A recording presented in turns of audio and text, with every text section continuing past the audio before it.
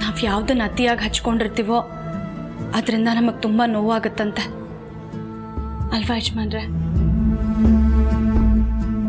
ಹೌದು ಪಾರು,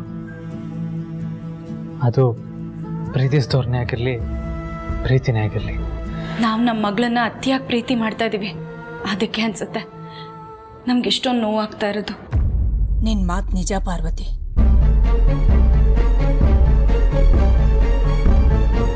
ಅತ್ಯಮ್ಮ, ನಮ್ಮ ಮಗಳು ಅಂತ ಹೇಳಿ. ಪಾರ್ವತಿ, ನೀನು ಇದಕ್ಕೆ ಯಾವ ಕಾರಣನೂ ಹೇಳಬೇಡ. ನನಗೆ ಗೊತ್ತಿದೆ ನೀವಿಬ್ರು ಮಗುನ ಎಷ್ಟು ಅತಿಯಾಗಿ ಹಚ್ಕೊಂಡಿದ್ದೀರಾ ಅಂತ.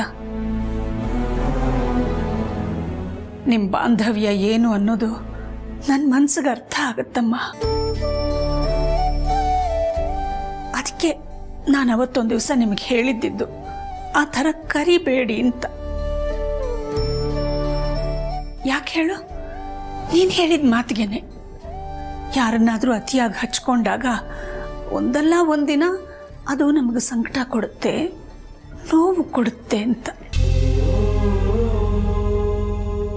ಆ ನೋವು ಸಂಕಟನೆಲ್ಲ ತಡೆಯೋ ಶಕ್ತಿ ಇದ್ರೆ ಮಾತ್ರ ಹಚ್ಕೋಬೇಕು. ನೋಡಿ, ನಿಮ್ಗಿಬ್ರಿಗೂ ಇವತ್ತು ಮನಸ್ಸಿಗೆ ಅದೆಷ್ಟು ನೋವಾಗಿದೆ ಅಂತ.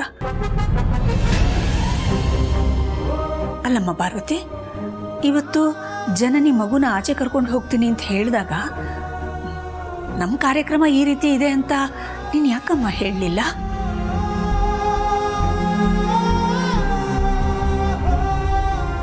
ಹೇಳಿದ್ರೆ ಅದು ಮತ್ತೊಂದು ಅವಾಂತರಕ್ಕೆ ಕಾರಣ ಆಗಿರ್ತಿತ್ತು ಅತ್ಯಮ್ಮ. ಅದಕ್ಕೆ ಹೇಳ್ದೆ ಸುಮ್ಮನಾದ್ವಿ. ಜನನಿಗೆ ನಮ್ಮ ಪುಟಾಣಿ ಜೊತೆ ಕಾಲ ಕಳೆಯೋದಕ್ಕೆ ಸಮಯ ಸಿಗದೆ ಅಪರೂಪ. ಅಂಥದ್ರಲ್ಲಿ ಅವಳೇ ಶಾಲೆಗೆ ಹೋಗಿ ಅವ್ರ ಹತ್ರ ಕೇಳಿಕೊಂಡು ಹೊರಗಡೆ ಕರ್ಕೊಂಡು ಹೋಗಿದ್ದಾಳೆ. ಹೀಗಿರುವಾಗ ಅವಳ ಆಸೆನ ನಾವು ಯಾಕೆ ನಿರಾಸೆ ಮಾಡೋದು ಅಂತ ಸುಮ್ಮನಾದ್ವಿ. ಸರಿ ನಮ್ಮ ಪಾರ್ವತಿ, ನೀನು ಹೇಳೋದನ್ನ ನಾನು ಒಪ್ಕೋತೀನಿ. ಆದರೆ ನಾವೆಲ್ಲ ಪುಟಾಣಿ ಸ್ಕೂಲ್ ಹತ್ರ ಹೋಗಬೇಕು ಅಂದ್ಕೊಂಡಿದ್ವಿ, ಊಟನ ತಗೊಂಡು ಹೋಗಬೇಕು ಅಂದ್ಕೊಂಡಿದ್ವಿ ಅನ್ನೋ ನಮ್ಮ ಪ್ಲ್ಯಾನನ್ನು ನೀನು ಆಗ ಜನನಿ ಹತ್ರ ಯಾಕೆ ಹೇಳಲಿಲ್ಲ? ಹೇಳಿದ್ದಿದ್ರೆ ಅವಳು ಹೊರಗಡೆ ಹೋಗೋ ಪ್ಲ್ಯಾನ್ ಚೇಂಜ್ ಮಾಡ್ಕೋತಿದ್ಲೇನೋ. ಯಾಕಂದರೆ ಮನೇಲಿ ಪುಟಾಣಿಗೆ ಇಷ್ಟ ಆಗುವಂಥ ಇಷ್ಟೊಂದು ವೆರೈಟಿ ಅಡುಗೆಗಳನ್ನೆಲ್ಲ ಮಾಡಿ ತಗೊಂಡು ಹೋಗೋ ಪ್ಲ್ಯಾನ್ ಮಾಡಿದ್ದೀವಿ ಅಂತ ಅವಳಿಗೆ ಹೇಳಿದ್ದಿದ್ರೆ ಅವಳ ಪ್ಲ್ಯಾನಿಂದ ಅವಳು ಹಿಂದೆ ಸರಿದಿರೋಳು. ಆದಿ, ಪಾರ್ವತಿ, ನಿಮ್ಮಿಬ್ರು ಒಂದು ಮಾತು ಕೇಳ್ತೀನಿ, ಸರಿಯಾದ ಉತ್ತರ ಕೊಡಬೇಕು.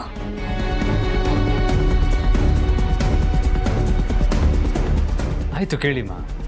ಜನನಿ ಈಗ ಮೊದಲಿನ ಥರ ಮುದುಡ್ಕೊಂಡಿಲ್ಲ ಅಲ್ವಾ? ಪಾರ್ವತಿ ನಿನ್ನ ಜೊತೆ ಅನ್ಯೋನ್ಯವಾಗಿ ಮಾತಾಡ್ಕೊಂಡಿದ್ದಾಳೆ ತಾನೆ?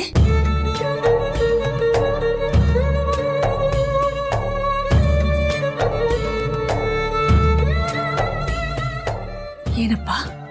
ಹಾಂ, ಇವಾಗ ಆ ಥರ ಎಲ್ಲ ಪ್ರಾಬ್ಲಮ್ ಏನಿಲ್ಲ. ಹೌದು ತಾನೆ ಪಾರ್ವತಿ? ನಿನ್ನ ಜನನಿ ಮಧ್ಯದಲ್ಲಿ ಮೊದಲಿನ ಥರನೇ ಅನ್ಯೋನ್ಯತೆ ಇದೆ ಅಲ್ವಮ್ಮ? ಹ್ಞೂ ಅತ್ಯಮ್ಮ, ಊರಿಂದ ಬಂದಾಗಿಂದ ಜನನಿ ನನ್ನ ಜೊತೆ ಅನ್ಯೋನ್ಯವಾಗಿದ್ದಾಳೆ. ನಾವಿಬ್ರು ತುಂಬ ಖುಷಿಯಾಗಿದ್ದೀವಿ. ಹಾಗಾದರೆ ಮೊದಲು ನಿಮ್ಮಿಬ್ಬರ ಮಧ್ಯೆ ಇದ್ದ ಆ ಮುಸುಕಿನ ಗುದ್ದಾಟ ಈಗ ಇಲ್ಲ ಅಲ್ವಾ? ಆ ಥರ ಎಲ್ಲ ಏನೂ ಇಲ್ಲ ಅತ್ಯಮ್ಮ.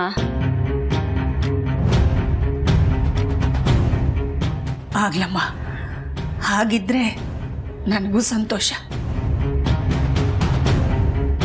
ನಿಮ್ಮಿಬ್ಬರ ಸಂಬಂಧ ಹೀಗೇ ಇರಲಿ ಅಂತ ಬಯಸ್ತೀನಿ, ಹಾರೈಸ್ತೀನಿ.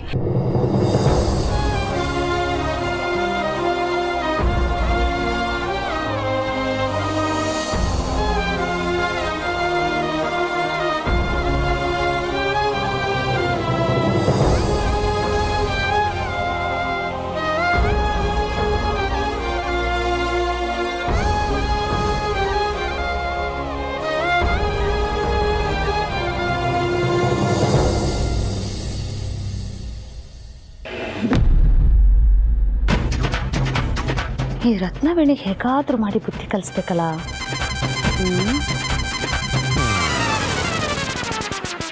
Coffee. Thank you so much Gani. ತಲೆ ಬಿಸಿಯಾಗಿ ಹೋಗ್ಬಿಟ್ಟಿತ್ತು. ಏನು ಮೇಡಮ್, ಏನು ಯೋಚನೆ ಮಾಡ್ತಾ ಇದ್ರಿ? ಎಲೆಕ್ಷನ್ ಬಗ್ಗೆನಾ? ಅಯ್ಯೋ, ಅದ್ರ ಬಗ್ಗೆ ನಾನು ಈಗಲೇ ಯಾಕಪ್ಪ ತಲೆ ಕೆಡಿಸ್ಕೊಳ್ಳಿ. ಆ ಮನೆ ಹಾಳು ರತ್ನವೇಣಿಗೆ ಏನಾದರೂ ಕೆಲಸ ಕೊಟ್ಟು ಅವಳನ್ನ ಎಂಗೇಜಲ್ಲಿ ಇಟ್ಟಿರಬೇಕು. ಇಲ್ಲ ಅಂದರೆ ಅವ್ರ ಬಗ್ಗೆ ಫಿಟ್ಟಿಂಗ್ ಇಟ್ಟು ಮಜಾ ತಗೋತಾ ಇರ್ತಾಳೆ. ಅದ್ರ ಬಗ್ಗೆ ಯೋಚನೆ ಮಾಡ್ತಿದ್ದೆ. ಮೇಡಮ್, ನಿಮ್ಮ ಕಾಫಿ ಲೋಟ ಕೊಡಿ.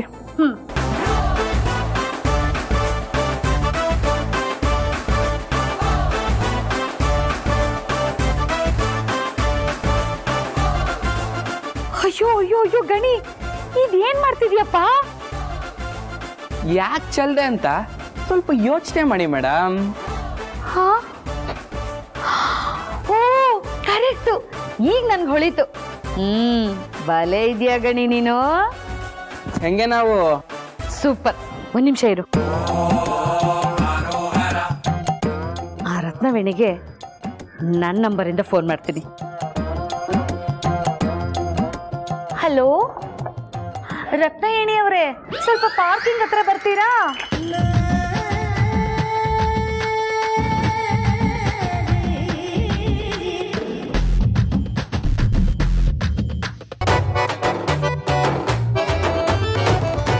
ಏನ್ ದಾಮಿನಿ? ಏನ್ ನನ್ನ ನೋಡ್ತಾ ಇದ್ದೀರಾ? ಕೆಳಗಡೆ ಮೆಟ್ಲು ನೋಡಿ. ನೋಡ್ದೆ. ಏನ್ ಕಾಣಿಸ್ತು? ಕಾಫಿ ಚೆಲ್ಲಿರೋ ತರ ಇದೆ. ಕಾಫಿ ಚೆಲ್ಲಿರೋ ಥರ ಅಲ್ಲ, ಕಾಫಿನೇ ಚೆಲ್ಲಿರೋದು. ಅದಕ್ಕೆ ನಾನೇನ್ ಮಾಡ್ಬೇಕು? ಚೆಲ್ಲಿರೋದನ್ನ ಒರೆಸ್ಬೇಕು. ನಾನಾ? ಹಾ, ನೀವೇ. ಅಲ್ಲ, ಮನೇಲಿ ಅಷ್ಟೊಂದ್ ಜನ ಕೆಲ್ಸೋರಿದ್ರು ನನ್ ಕೈಲಾಕ್ ಮಾಡಿಸ್ತಾ ಇದ್ಯಾ? ಸುಮ್ನೆ ನನ್ ಖುಷಿಗೆ ಆಗುತ್ತಾ ಇಲ್ವಾ? ನನ್ ಹೊಟ್ಟೆಯಿಂದ ಸತ್ಯ. ಆಯ್ತು ಆಯ್ತು ಆಯ್ತು, ಒರೆಸ್ತೀನಿ. ಬಟ್ಟೆ ಹಾ ತರ್ತೀನಿ. ಹಾ,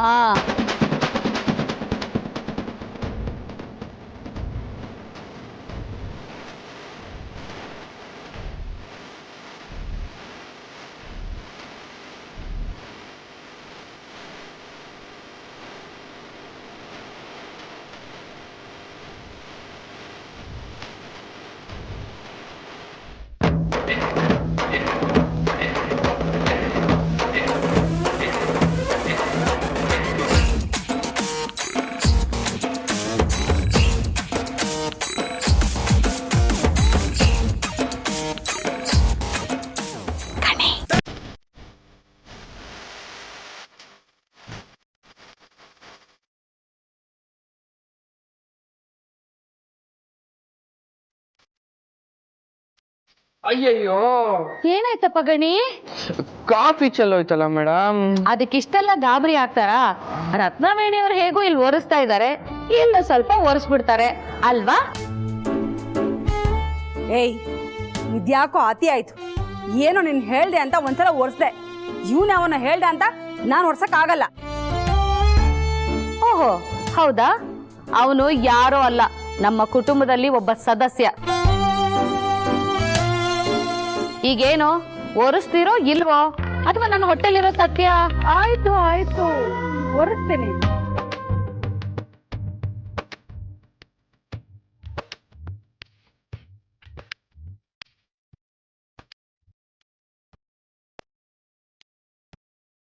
ಮೇಡಮ್, ಸ್ವಲ್ಪ ನೋಡ್ಕೊಂಡು ಒರೆಸಿ. ಅಲ್ಲೋಡಿ, ಅಲ್ಲಿ ಕಾಫಿ ಕಲೆ ಎಲ್ಲ ಹಂಗೆ ಬಿದ್ದಿದೆ. ಕಾಫಿ ಕಲೆ ಕಾಣಿಸ್ತಾ ಇದೆ, ಒರೆಸ್ತೀನಿ.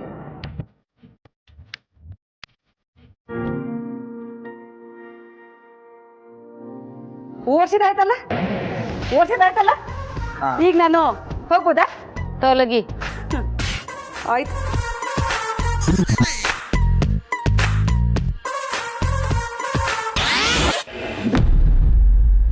ಬಂಗಾರಿ, ಹೊರಗಡೆ ಹೋಗಿ ಸುತ್ತಾಡ್ಕೊಂಡು ಬಂದ್ಯಾ? ಊಟ ಮಾಡಿದ್ಯಾ? ಹೇಗಿತ್ತು? ಸೂಪರ್ ಆಗಿತ್ತು. ಐಸ್ ಕ್ರೀಮು ತಿಂದೆ, ಜ್ಯೂಸು ಕುಡಿದ್ದೆ. ಹೌದಾ? ಬಂಗಾರಿ, ನಿನಗೋಸ್ಕರ ನಾನು ಪಾಯಸ ಮಾಡಿದ್ದೆ, ಕೊಡ್ಲಕ್ಕಂದ? ಪಾಯಸನ? ನಾನ್ ತಿಂತೀನಿ. ಸರಿ ಇಲ್ಲೇ ಇರು, ನಾನು ಹೋಗಿ ತಗೊಂಡ್ಬರ್ತೀನಿ. ಪುಟಾಣಿ, ನನ್ನ ಫೋನ್ ತಗೊಂಡು ಹೋಗಿ ರೂಮಲ್ಲಿ ಚಾರ್ಜಿಗೆ ಹಾಕ್ತೀಯಾ? ಓಕೆ ಮಮ್ಮಿ, ಅದ ನಾನು ಫೋನ್ ನೋಡ್ತೀನಿ, ಓಕೆನಾ? ಓಕೆ ಪುಟ್ಟ. Thank you mummy. ಬಂಗಾರಿ ತಗೋ ಪಾಯಸ. ನನಗೆ ಬೇಡ ಪಾರು.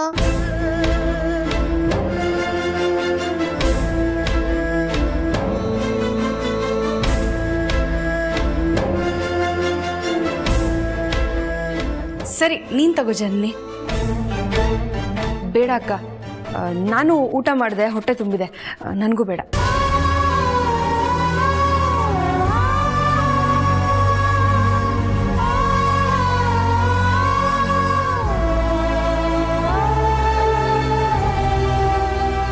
ಓಹ್ ಪಾಪ, ಹೊಟ್ಟೆ ತುಂಬಿರ್ಬೇಕು ಅಂತ ಅನ್ಸುತ್ತೆ. ರಾತ್ರಿ ಊಟದ ಸಮಯದಲ್ಲಿ ಪಾಯಸ ಕೊಡ್ತೀನಿ. ಇದು ಅವಳಿಗೆ ಅಂತಾನೆ ಮಾಡಿರೋ ಪಾಯಸ, ಅವಳೇ ತಿಂದೇ ಇದ್ರೆ ಹೇಗೆ?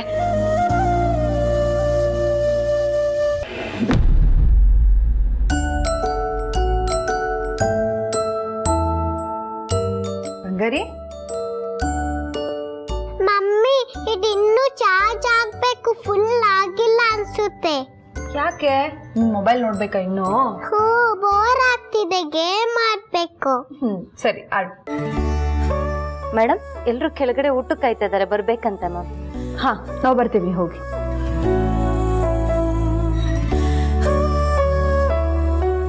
ನನ್ನ ಮಗಳನ್ನ ನನ್ನ ಹತ್ರನೇ ಇಟ್ಕೋಬೇಕು ಅಂದರೆ ಇದೇ ಸರಿಯಾದ ದಾರಿ.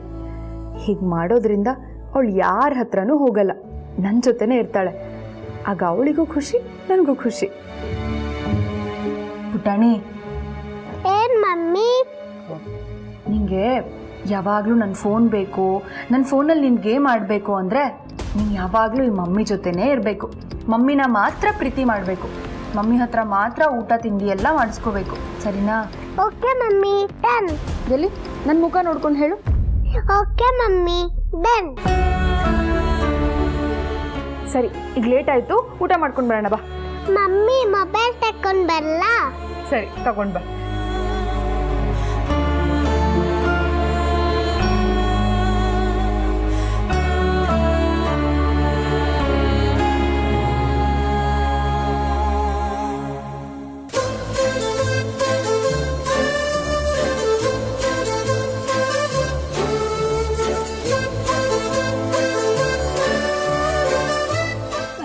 ಬಂದ್ಲು ರಾಜಕುಮಾರಿ, ಊಟಕ್ಕೆ ಬಂದ್ಲು. ಅಜ್ಜಿ, ಇವತ್ತೇನು ಊಟ ಇದೆ? ಅಯ್ಯೋ, ಅರ್ಗಿಣಿ ತರ ಕೇಳ್ತಿದ್ದಾಳೆ. ಅಜ್ಜಿ, ಇವತ್ತೇನು ಊಟ ಇದೆ ಅಂತ. ಕಂದ, ನಾನು ನಿನಗೆ ಊಟ ಮಾಡಿಸ್ತೀನಿ, ಮಮ್ಮಿ ಊಟ ಮಾಡಲಿ ಬಾ.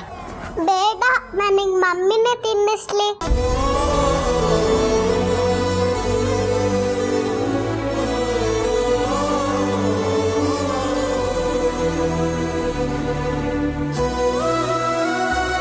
ಯಾಕೆ ಪುಟಾಣಿ, ಪಾರ್ವತಿ ತಿನ್ಸೋದು ಬೇಡವಾ? ಅಮ್ಮನೇ ತಿನ್ನಿಸ್ಬೇಕಾ?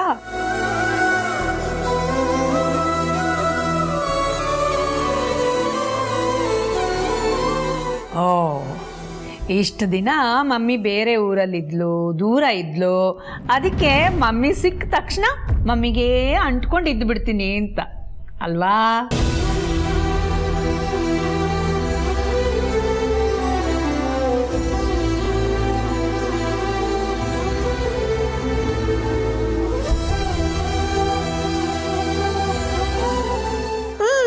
ನನಗೆ ಮಮ್ಮಿ ಅಂದ್ರೆ ತುಂಬಾ ಇಷ್ಟ.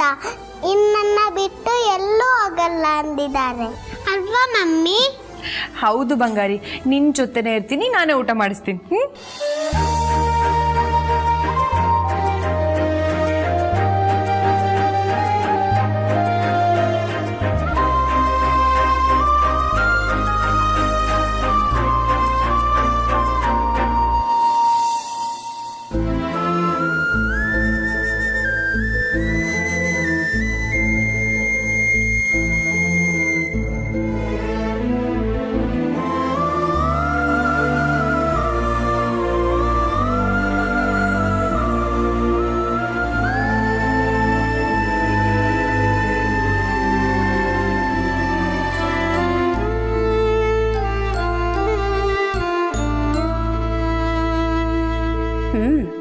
ಮೊದಲಾಗಿದ್ದಿದ್ರೆ ನನ್ನ ಮೊಮ್ಮಗಳು ಪುಟಾಣಿ ಅನ್ನೋ ಖುಷಿಯಲ್ಲಿ ಅದ್ರ ಜೊತೆಗೇ ಇಡ್ತಿದ್ದೆ, ಅದ್ರ ಯೋಗಕ್ಷೇಮ ಎಲ್ಲ ನೋಡ್ಕೊಳ್ತಿದ್ದೆ. ಆದರೆ ಯಾವಾಗ ಸತ್ಯ ಗೊತ್ತಾಯ್ತೋ ಆಗ್ಲಿಂದ ಅದ್ರ ಮುಖ ನೋಡೋಕ್ಕೂ ನನಗೆ ಇಷ್ಟನೇ ಆಗ್ತಿಲ್ಲ. ಆದರೆ ಜನಿ ನೋಡಿದ್ರೆ ನನ್ನ ಮಗಳು ಅನ್ನೋ ಖುಷಿಯಲ್ಲಿ ಯಾವಾಗಲೂ ಅದನ್ನು ಅಂಟಿಸ್ಕೊಂಡೇ ಇರ್ತಾಳೆ. ಹೋಗಲಿ ಇದನ್ನೆಲ್ಲ ಮರೆತು ಮನೆಯಲ್ಲಿ ಆರಾಮಾಗಿರೋಣ ಅಂದರೆ ಈ ಫಿಟ್ಟಿಂಗ್ ದಾಮಿನಿ ಬೇರೆ ಬಿಡಲ್ಲ. ಅದಕ್ಕೆ ಸ್ವಲ್ಪ ದಿನ ಊರಿಗಾದ್ರೂ ಹೋಗ್ಬಿಡೋಣ. ಅದಕ್ಕೆ ನಾಳೆ ನಾನು ಊರಿಗೆ ಹೋಗಿ ಬರೋಣ ಅಂತ. ಅದೇನು ಸಡನ್ ಆಗಿ ರತ್ನವೇಣಿ? ಅದಕ್ಕೆ ಆ ಹೆಂಗಸು ನನಗೆ ಚೀಟಿ ದುಡ್ಡು ಕೊಡಬೇಕಾಗಿತ್ತಲ್ಲ, ಅದಕ್ಕೆ ಆ ಹೆಂಗಸ್ ಮನೆಗೆ ಹೋಗಿ ಬರೋಣ ಅಂತ. ಸರಿ, ಹೋಗಿ ಬನ್ನಿ. ಯಾವ ಹೆಂಗಸು ಚಿಕ್ಕಮ್ಮ? ಅದು ನಿನಗೆ ಗೊತ್ತಿಲ್ಲ ಬಿಡಮ್ಮ.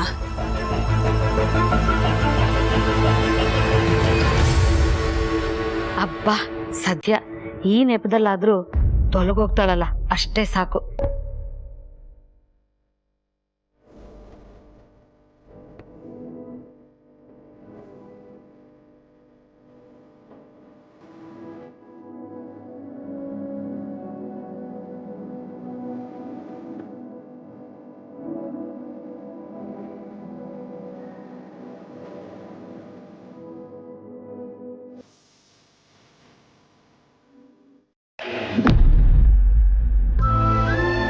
ಪುಟಾಣಿ ಪಾರ್ವತಿಗೆ ಹೀಗೆ ಹೇಳಿದ್ಲು ಅನ್ನೋದನ್ನ ಕೇಳಿ ತುಂಬ ಬೇಜಾರಾಯ್ತಾ ರಘು?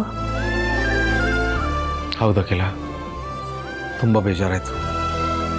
ಅಲ್ಲ, ನಮಗೆ ಹೀಗೆ ಅನಿಸ್ಬೇಕಾದ್ರೆ ಪಾಪ ಪಾರ್ವತಿ ಅವಳಿಗೆ ಎಷ್ಟು ನೊಂದ್ಕೊಂಡಿರ್ಬೇಡ.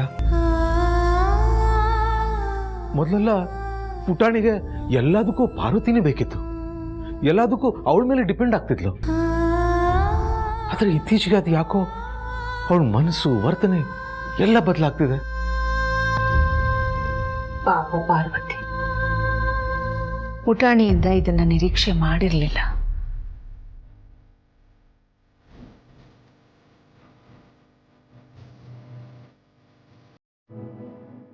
ಪುಟಾಣಿಗೆ ಜನನಿ ಫೋನ್ ಕೊಡ್ತಿರೋ ಉದ್ದೇಶನೇ ಪುಟಾಣಿ ಯಾರ ಜೊತೆನೂ ಸೇರಬಾರ್ದು ಅನ್ನೋ ಕಾರಣಕ್ಕೆ. ಹಾಗೆ ಪಾರ್ವತಿ ಜೊತೆ ಜನನಿ ಸರಿಯಾಗಿ ಮಾತಾಡ್ಸ್ತಿಲ್ಲ ಅನ್ನೋದು ಅಖಿಲನಿಗೆ ಹೇಳಿಬಿಡ್ಲ. ಬೇಡ, ನೊಂದ್ಕೋತಾಳೆ. ಗೊತ್ತಾದರೆ ಖಂಡಿತ ಸುಮ್ಮನಿರಲ್ಲ. ಜನನಿ ಹತ್ರ ಹೋಗಿ ಇದ್ರ ಬಗ್ಗೆ ಕೇಳ್ತಾಳೆ. ಅದು ಮತ್ತೆ ಪಾರ್ವತಿ ಜನನಿ ಮಧ್ಯೆ ಮನಸ್ತಾಪಕ್ಕೋ ಅಥವಾ ಜಗಳಕ್ಕೂ ಕಾರಣ ಆಗಬಹುದು. ಯಾವ ಕಾರಣಕ್ಕೆ ಪುಟಾಣಿ ಪಾರ್ವತಿಗೆ ಈ ರೀತಿ ಮಾತಾಡಿದ್ಲು ಅಂತ ಗೊತ್ತಾಗ್ತಿಲ್ವಲ್ಲ.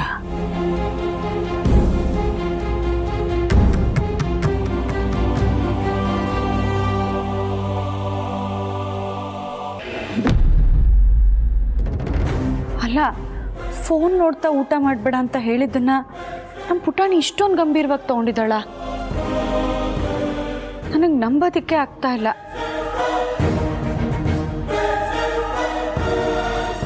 ಅದನ್ನೇ ಮನಸ್ಸಲ್ಲಿ ಇಟ್ಕೊಂಡು ನನ್ನ ಮೇಲೆ ಕೋಪ ಮಾಡ್ಕೊಂಡಿದ್ದಾಳೆ. ನಾನು ತಿನ್ಸೋದನ್ನೇ ಬೇಡ ಅಂತಿದ್ದಾಳಲ್ಲ. ಮೊದಲಾಗಿದ್ರೆ ರತ್ನವೇಣಿಯವ್ರ ಮೇಲೆ ಅನುಮಾನ ಬರ್ತಾ ಇತ್ತು. ಯಾಕೆಂದ್ರೆ ಅವರೇ ಪುಟಾಣಿಗೆ ಇಲ್ಸಲ್ಲದನ್ನೆಲ್ಲ ಹೇಳ್ಕೊಡ್ತಾ ಇದ್ರು ಅಂತ. ಆದರೆ ಈಗ ಅದ್ರ ಅವಶ್ಯಕತೆನೇ ಇಲ್ಲ ಅಲ್ವಾ? ಜನನಿ ಪುಟಾಣಿ ಸೇವೆ ಮಾಡೋದು ಅವ್ರಿಗೆ ಸುತಾರಾಮ್ ಇಷ್ಟ ಇಲ್ಲ. ಹೌದು, ರತ್ನವೇಣಿಯವರು ಪಾಪು ನಿನಗೆ ಹಿಂಸೆ ಕೊಡೋದನ್ನ ನೋಡಿ ಖುಷಿ ಪಡೋ ಹಾಗಿದ್ದಿದ್ರೆ ನಮ್ಮ ಪುಟಾಣಿ ನಿನಗೆ ನೋವು ಕೊಡ್ತಿದ್ದನ್ನು ನೋಡಿ ಸಂತೋಷ ಪಟ್ಟಿರೋರು.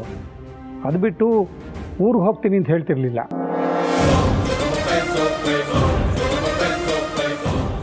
ಹೌದು, ನಾಳೆ ಅವಳು ಹೋಗೋದನ್ನ ಮತ್ತೆ ನೀನು ತಡಿಬೇಡ ಪಾರು. ಅವಳಾಗಿ ಅವಳು ಹೋಗ್ತಾ ಇದ್ದಾಳೆ, ನಮ್ಮ ಪಡಿ ನಾವು ಸುಮ್ಮನೆ ಇದ್ಬಿಡೋಣ. ಅಯ್ಯೋ ಚಿಕ್ಕತ್ತೆ, ಅವ್ರೀಗ ಊರಿಗೆ ಹೋಗ್ತಿದಾರಲ್ಲ ಅನ್ನೋದ್ರ ಬಗ್ಗೆ ನಾನು ಯೋಚನೆ ಮಾಡ್ತಾ ಇಲ್ಲ. ಅದಕ್ಕೆ ಯಾರು ಕಾರಣ ಇರ್ಬೋದು ಅನ್ನೋದ್ರ ಬಗ್ಗೆ ನಾನು ಯೋಚನೆ ಮಾಡ್ತಾ ಇದ್ದೀನಿ. ನನಗೇನು ಇದಕ್ಕೆಲ್ಲ ಕಾರಣ ನಮ್ಮ ಜನನಿನೇ ಅಂತ ಅನ್ನಿಸ್ತಾ ಇದೆ.